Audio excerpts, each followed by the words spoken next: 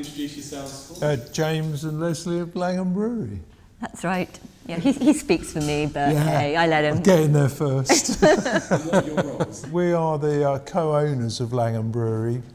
There are other members of staff involved in the production and running of the brewery, really. But you do have a role, though, because you're the beer designer, well, we fit fundamentally, and you're Mr. Fix-It. Well, we kind of fit all around the edges with day jobs. I do kind of like social media, accounts, legal, sales. Oh, yes, all the bits, joining the dots and behind. I do beer design and infrastructure. Just keep the place running, basically. Yeah. Everything that the brewery makes gets put back into the brewery. Yeah, we don't really take it. We have no wage taken out of the business. So. Yeah. Head brewer, Salo. Pereira. He's been with us for 11 years. Assistant brewer, Richard. And then there is Bex, who has just come onto the team. She's going to be helping to run the tap-rrom, which will be fabulous as and when the tap-rrom is up and running. Yeah, and then there's Martin. Martin is the sales rep, and Jim is the dray driver, and there is Alfie the dog.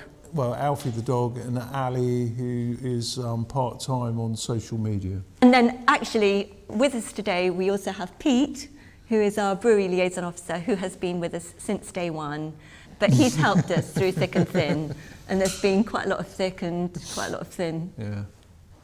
I was a keen home brewer from about the age of 15, 16, and Steve Mansley, who's a mate of mine, started wanting to come along and help at my house. I had a brewery set up in my garage, actually, and as you do. And we used to take beer to parties and stuff, and it was always fairly well received. And Steve then started having this idea that it would be great if we had a small, micro brewery. And in the end, I gave in, and this is what happened. This is what happened, and he left because he worked out it was hard work. Yeah. It was kind of a chicken and egg thing. We found a brewery, then we couldn't find a venue, and by the time we found a venue, the brewery had fallen through. And then we found another brewery, and we thought, well, we won't get caught again, so we bought it and stored it at a friend's farm. And then, venue hunting. We approached Caldrain, who are the owners of this site, and they took us around and showed us a site in Cocking and this site, and this one was the more conducive. So here we are. But we were very, very lucky because they had a fabulous estate manager at the time who was really encouraging to small local businesses and startups. First two beers that we ever brewed were Sundowner and Halfway to Heaven. Halfway was based around Cheriton Potts, which was a 3.5% session bitter. Ours is slightly more robust than theirs. I think theirs is still going. Do they still do it, Pete? Yeah. Yeah. And the Sundowner was loosely based around Timothy Taylor Landlord, which is hence the ABV 4.2. But that didn't do it any favours, because in the end it's gone because it didn't sell well enough because it's too strong. And we do it as a bottled beer, but for the pub trade around here, it was slightly too high ABV. Yeah, we've changed a lot. I mean, there is a keg range now. That is probably the most recent range of beers, in as much as the plant has only been in the brew house for the last 3 years. But then Arapaho, which is one of that range, is available on cask, and we've been brewing that for since 2013. It won Hazelmere Beer Festival. 8 or 9 years. Yeah. 7 years. So yeah, seems longer. Seems longer. Yeah. And and then there's a lager, a stout, and a NEPA that have come to follow. Cask beers change, hence Mute Lizard. means that they're changing. Every 2 months or so. It's quite cool because the Hentsmute lizards, we were approached during lockdown by What Three Words, which is the most amazing sort of geolocational business. And they were trying to promote what they do, which is to help people find, or help people get other people to find them when they're lost. And what they've done is they've divided the whole world into 3 metre square grids. And each 3 metre square grid has 3 words. So our words are Hentsmute lizards. So they came to us and said, get people to find you, Hentsmute lizards. And we just thought that was quite cool.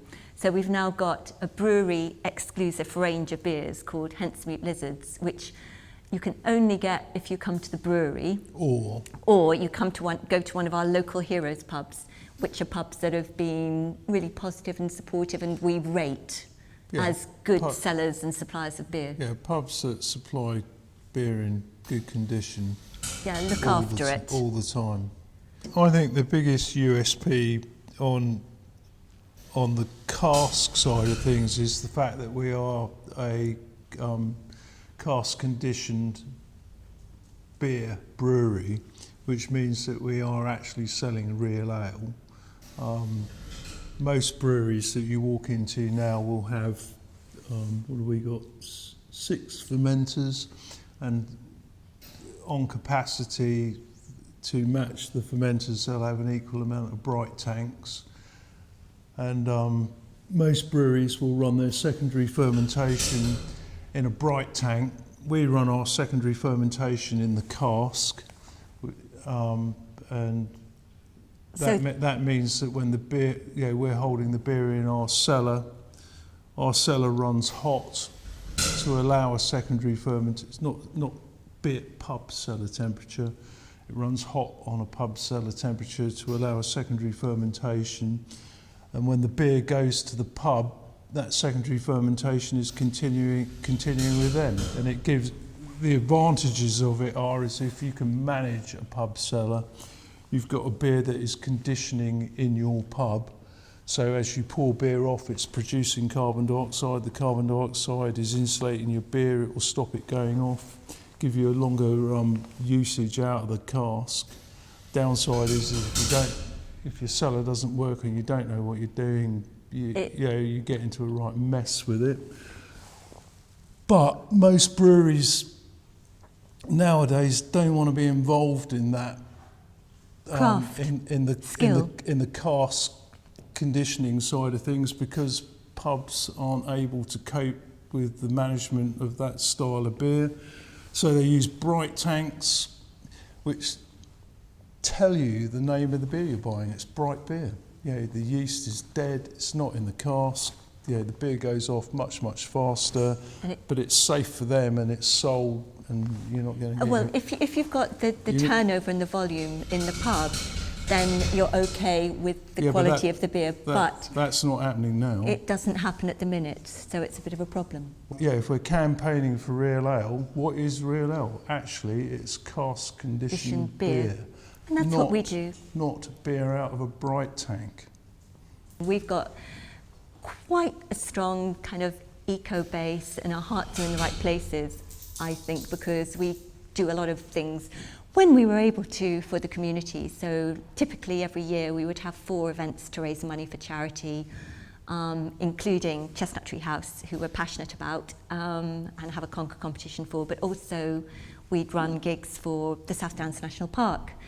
And so we renamed our best bitter South Downs Best Bitter. We give 30p from every bottle towards their initiatives, which have been, amongst other things, Mend Our Way, which is to ensure that the South Downs National Way is maintained and the bits that are well used don't fall apart. They had something called Beelines, which was awesome to do with rewilding, so we supported that. And then this year we were going to have a big gig for Trees for the Downs, which is what everyone's very careful about at the moment, but it's right tree, right place and the right care. And we will carry on supporting them, and we're going to hopefully work with them with the tasting room, because we want to promote what they do in the tasting room and be a destination experience for them. They can come to us and use the venue to for whatever they want. Promote their ethos. Yeah. So it's all nice and wraparound, because where we are is just so awesome and it's so beautiful, and so we want people to come and enjoy it. The full range of our brews, in tip-top condition, served by someone who's passionate about beer and can tell you all about it. And other beers. So I think And other beers. there will be beers that you can't get locally very easily, which will be a draw.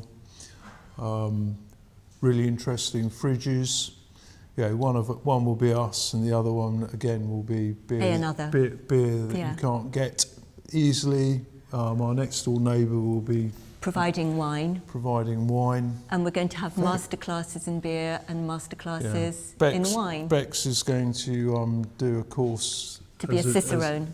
And then we can do food matching and all sorts of stuff like that. And just, we're thinking of stuff like an outdoor cinema. Which would be so cool, because we've got a fabulous wall and have a massive projector so people can just chill. And the court, all through the dry months of the year. Yes, 1 or 2 days. When we manage to get to March and the drought starts again. Outside. We're sort of thinking the yard will be really conducive venue. to sitting outside and having a few beers.